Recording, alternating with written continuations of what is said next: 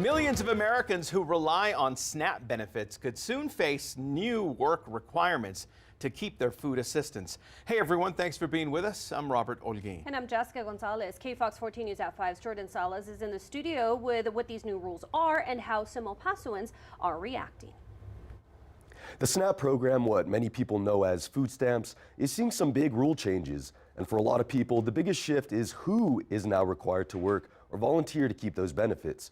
Some Pasoans tell me hearing about these changes is raising concerns about how many families could lose support. It's a very tricky situation, but in the end, a lot of people need these benefits to provide for not just them, but also their families. Well, I think it's gonna affect a lot of people, but it might bring good change because there's a lot of people that do bad stuff with it. They misuse it.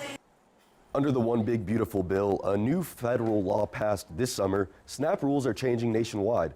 One of the biggest changes, able-bodied adults ages 55 through 64 who were previously exempt may now have to document 80 hours a month of work, volunteering, or job training, or they could be limited to just 3 months of benefits in a 3-year period.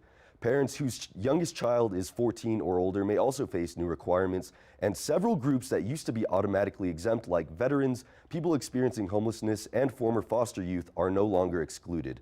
According to the Associated Press, supporters of the bill say the new rules will cut down on fraud and encourage more personal responsibility, while critics argue the requirements could upend lives. Some El Pasoans say they worry about how these rules could hit older adults, especially those near retirement. You know, once you're at that age, you're ready to retire. Some people get laid off when they're, at that age. When layoffs happen, it's always the senior people that go. We're the richest country in the history of this planet, and we're talking about whether or not to give people food. Now, the U.S. Department of Agriculture says the new rules technically took effect as soon as the law passed back in July, but states will phase them in as people are screened or recertified for SNAP, meaning some people may not see changes quite yet. Reporting in the studio, I'm Jordan Salas, KFOX 14 News at 5. All right, Jordan, thank you. And that brings us to our question of the day. Take your phone out and scan the QR code that you're seeing on your screen so you can participate here in our poll.